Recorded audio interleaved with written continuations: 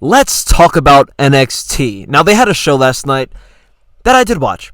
I think it was pretty decent. I think it was a pretty solid show. It got me hyped up, even though I'm not like up to date. I don't watch every single week. I try to stay up with the storylines.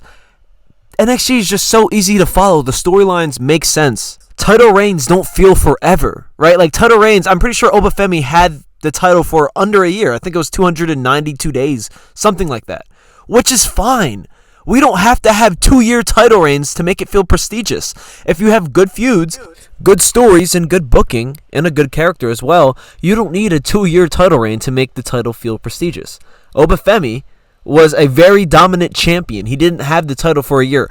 And that's the problem with the main roster, right? Like, every champion has a long title reign, and then at the end of the title reign, they end up doing nothing because they just do nothing for the whole time they have the title. It's stupid. It makes no sense. Every show's a filler because the champion doesn't do much, right? Dominic Mysterio, I cannot name one rivalry that he's had, and he's had this title since WrestleMania.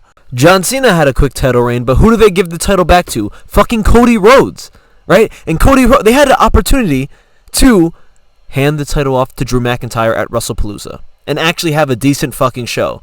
And it's also about creating stars. NXT constantly has to create stars because they lose their stars, right? They lose their top guys basically every year. They lost Braun Breaker. Who fills that void? Obafemi, right? Like, they only upgrade. They only get better. Carmelo Hayes left. Who do they fill in that role? Javon Evans, Trick Williams, Ethan Page. And these are guys who are pretty new in the WWE, and now they're established NXT stars. But you look at the main roster, it takes them years just to build up one guy, right? Like Jey Uso. It took him so long just to get them that championship, and what happens? He's struggling for relevance. He needs Roman Reigns to come back to save him, right?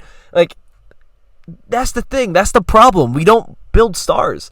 And when these stars from NXT go to the main roster, they lose their value, they lose their edge, they lose their character, they lose what got them over.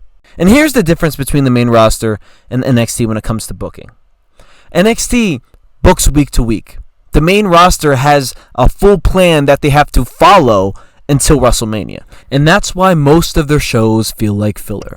It's because they're filling time. That's what they're doing. NXT, each show feels important because they're telling stories that actually matter in each fucking show. And that's the point I'm trying to say. And honestly, I'm going to start watching more NXT and I'm going to have reviews because they deserve it. I'm tired of watching the main roster and it actually sucks when there's actually a decent show that has so-called developmental wrestlers that honestly look better. There's more botches in the main fucking roster, guys.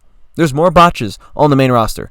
And just remember, Obafemi and Jey Uso were champions at the same time. Just remember that. Who the fuck would you take more seriously? And there's also NXT and TNA partnership where every episode a new wrestler comes back. There's this one guy named Mike Santana who I'm not really familiar with. But the character is what Damian Priest's character wishes he could be. Right? He's a street guy who talks shit, who's tough. I'm pretty sure he's a face. He's a lovable character. Right? Santina Marella is their manager, which is awesome. I wish our main roster managers were actually a character. That was funny. Right? Like, make R-Truth a manager. You know what I mean? Like, do something. Remember we used to have, Teddy Long, Playa, like they at least they had something. Vicky Guerrero, excuse me. I miss those type of managers. And honestly, even in NXT, I mean, Ava, she's not really a character as well. I mean, sometimes she does. It depends on the episode. I just feel like she's very bland in my opinion. But that goes for the main roster, right? We have fucking Adam Pearce and Nick Aldis. But back to the TNA talk, right? We get Joe Hendry, who's like kind of like the R-Truth. I wouldn't say he's like the R-Truth. He's the R-Truth that probably gets more wins, but he's like the comedic relief, right? Every time someone says Joe Hendry, he pulls up. You know what I mean? Doing his cringy ass turn around look and smile. Right? We get Matt Cardona, a.k.a. Zack Ryder, coming back. You know what I mean? Mustafa Ali coming back, having a very good promo against Ethan Page. And they're going to have a feud. They're going to have a match next week. And honestly, we got to give Shawn Michaels his credit. Like, he's been doing his thing. He's been putting these wrestlers in the right position, creating new stars, telling stories that are better than the main roster, which is not hard to do. But, like, the amount of credit that Triple H got when he was running NXT and the early stages of, when he was running the main roster, he got so much love, so much credit. And even now, Triple H. There's Triple H dick riders that are like, oh, it's not his fault. It's all TKO. It's TKO's fault. It's The Rock's fault. And honestly, if you're blaming The Rock, shame on you. Because the last time where the main roster was actually worth watching was when The Rock was there. But honestly, I think the main problem that I have with the main roster is that there's obvious favoritism and there's obviously nepotism that's going on. With NXT, it really looks like if you're the best character, if you're the best talent, you're going to be pushed in the best way, right? That's how it is. Obafemi was the best talent they had. That's why he was the champion. Trick Williams was the TNA champion, was the NXT champion. That's why he was put in that position. Ethan Page, one of the best on the mics in NXT. He was the NXT champion and North American champion. But there's constantly change, right? Like, he wasn't the champion for a year. He was champion for like 4 months. Like, there's constantly change. There's new storylines. New things are happening. And that's what I'm missing from the main roster, right? There's no change. There's constantly the same show we're watching. And that's the point I'm trying to make here, right? NXT, they book week to week. Main roster, they book to WrestleMania. And they're following a script that they have to follow along.